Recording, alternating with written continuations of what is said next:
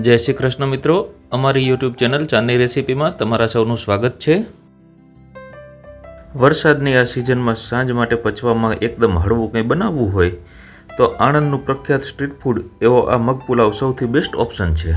सांज माटे, बाळकोना lunch box माटे के पछी एक ज वानगीथी पेट भरी लेवुं होय तो आ रेसिपी जरूर ट्राय करवा जेवी छे।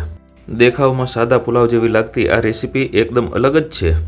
प्रोटीन थी भरपूर आ मग पुलावनी रेसिपी खूब ज झड़पथी बनी जाए छे अने वળી खावामां तो एवी स्वादिष्ट बने छे कि एकवार अमारी आ रीतथी आ रेसिपी बनावी लेशो तो अठवाडियामां 3 વાર तो आ मग पुलाव बनाववानी फरमाइश तमारा घरमां थशे ज।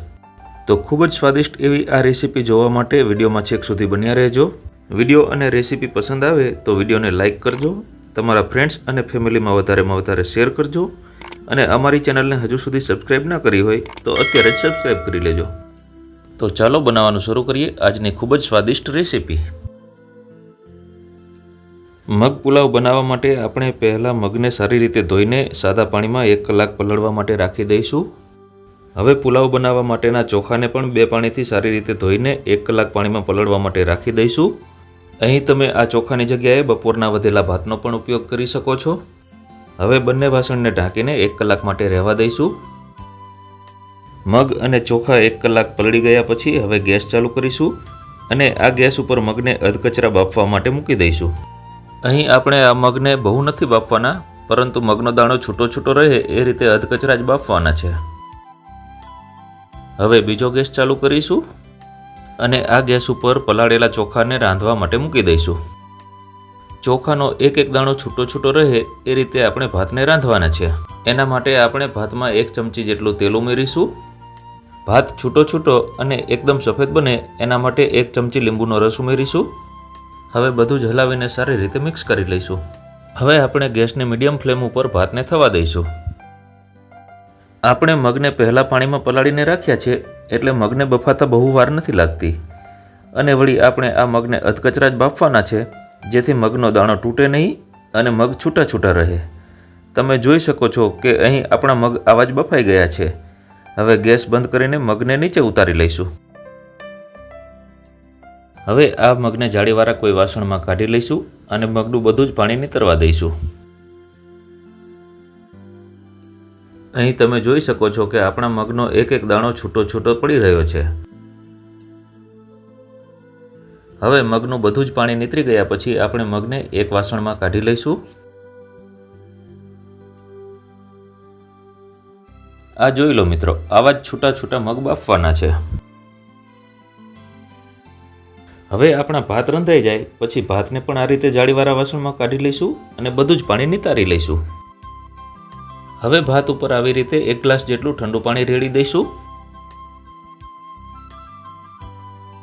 અહીં તમે જોઈ શકો છો કે આપણા ભાતનો એક એક દાણો છૂટો છૂટો પડી રહ્યો છે અને એકદમ સફેદ ભાત બનીને તૈયાર થઈ ગયા છે। હવે આપણે ગેસ તરફ જઈશું। ગેસ ચાલુ કરીશું અને ગેસ ઉપર એક કડાઈ મૂકી દઈશું। હવે કડાઈમાં 1.5 થી 2 ચમચા જેટલું તેલ ગરમ થવા મૂકીશું। તેલ ગરમ થઈ જાય એટલે અડધી ચમચી જેટલું જીરું ઉમેરીશું। ખડા મસાલામાં 1 તમાલપત્ર, તજનો ટુકડો, બાદિયા, 2 લવિંગ અને 1 સૂકું લાલ મરચું ઉમેરીશું। હવે આ બધું થોડીવાર માટે સાંતળી લઈશું।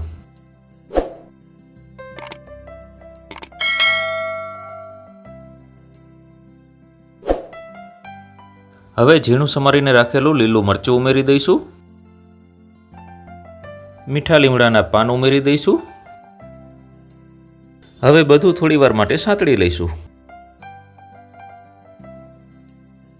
હવે 1 ચમચી જેટલી આદુ લસણની પેસ્ટ ઉમેરી દઈશું અને થોડીવાર માટે સાંતળી લઈશું। અહીં આદુ લસણની કાચી સ્મેલ જતી રહે ત્યાં સુધી આપણે સારી રીતે સાંતળી લઈશું।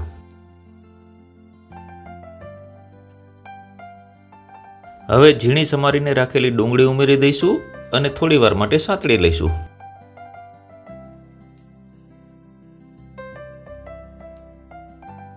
ડુંગળીનો કલર બદલાઈને સહેજ આછા બદામી કલરની થાય ત્યાં સુધી આપણે ડુંગળીને સાંતળી લઈશું। હવે ઝીણું સમારીને રાખેલું કેપ્સિકમ ઉમેરી દઈશું। સાથે સાથે ઝીણું સમારીને રાખેલું ગાજર ઉમેરી દઈશું। હવે થોડીવાર માટે બધું સાતળી લઈશું. અહીં તમે તમારી પસંદગીના કોઈ પણ શાકભાજી ઉમેરી શકો છો.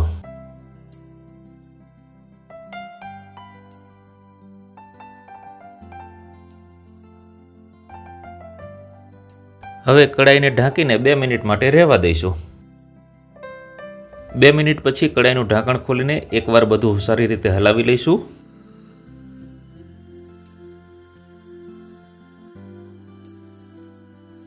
હવે ઝીણું સમારીને રાખેલું ટામેટું ઉમેરીશું અને સારી રીતે મિક્સ કરી લઈશું.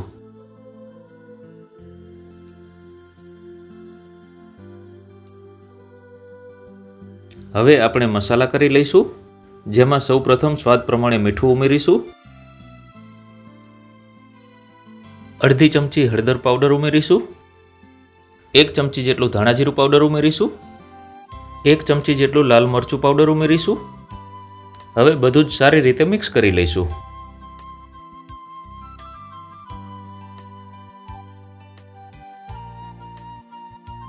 હવે 1 થી 1.5 ચમચી જેટલી લસણ મરચાંની કાઠિયાવાડી ચટણી ઉમેરીશું. લસણ મરચાંની કાઠિયાવાડી ચટણીને બધા શાકભાજી સાથે સારી રીતે મિક્સ કરીને થોડીવાર માટે સાંતળી લઈશું.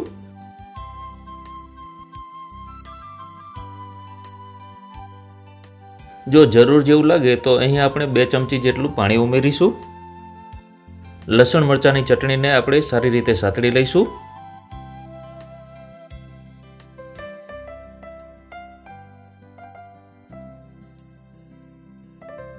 હવે બાફીને રાખેલા મગને ઉમેરી દઈશું. મગને બધા શાકભાજી અને મસાલા સાથે સારી રીતે મિક્સ કરી લઈશું.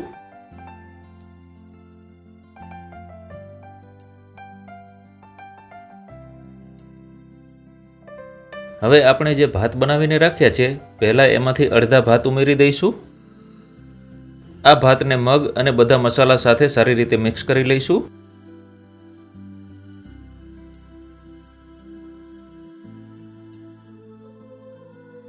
હવે બાકી રહેલા ભાતને પણ ઉમેરી દઈશું અને બધું જ સારી રીતે મિક્સ કરી લઈશું.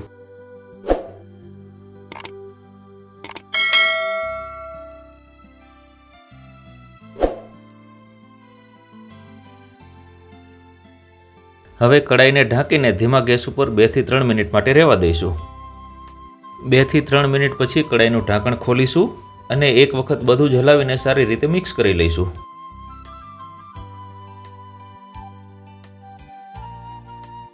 હવે અડધી ચમચી જેટલો ગરમ મસાલો ઉમેરીશું. ગરમ મસાલાને પુલાવમાં સારી રીતે મિક્સ કરી લઈશું.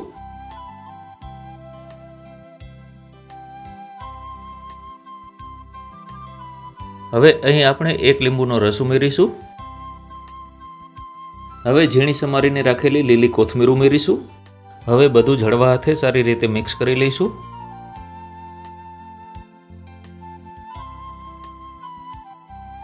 અહીં તમે જોઈ શકો છો આપણો મગ પુલાવ એકદમ છૂટો છૂટો બનીને તૈયાર થઈ ગયો છે. હવે ગેસને બંધ કરી દઈશું અને કડાઈને નીચે ઉતારી લઈશું. હવે ખૂબ જ સ્વાદિષ્ટ અને હેલ્ધી એવા આ મગ પુલાવને એક પ્લેટમાં ગરમા ગરમ સર્વ કરીશું. મિત્રો, આ મગ પુલાવ ખૂબ જ સ્વાદિષ્ટ બને છે. અમારી આ રીતથી એકવાર જરૂરથી બનાવજો અને મને કોમેન્ટ કરીને જણાવજો કે તમને મગ પુલાવ કેવા લાગ્યા. જો તમને અમારી આ મગ પુલાવની રેસીપી અને વિડીયો પસંદ આવ્યા હોય તો વિડીયોને લાઇક કરજો, તમારા ફ્રેન્ડ્સ અને ફેમિલીમાં વધારે શેર કરજો અને મારી યુટ્યુબ ચેનલને હજુ સુધી સબસ્ક્રાઈબ ન કરી હોય તો અત્યારે જ મારી ચેનલને સબસ્ક્રાઈબ કરી લેજો. આવા જ નવા રસપ્રદ વિડીયોની નોટિફિકેશન સૌપ્રથમ મેળવવા માટે બાજુમાં રહેલું બેલ આઇકોન દબાવીને ઓલ નોટિફિકેશન ઓન કરી લેજો. અમારો વિડીયો જોવા બદલ અને અમારી ચેનલને તમારા સૌના સપોર્ટ બદલ તમારા બધાનો ખૂબ ખૂબ આભાર. ફરી મળીશું આવા જ નવા રસપ્રદ વિડીયો સાથે. ત્યાં સુધી બધાને જય શ્રી કૃષ્ણ.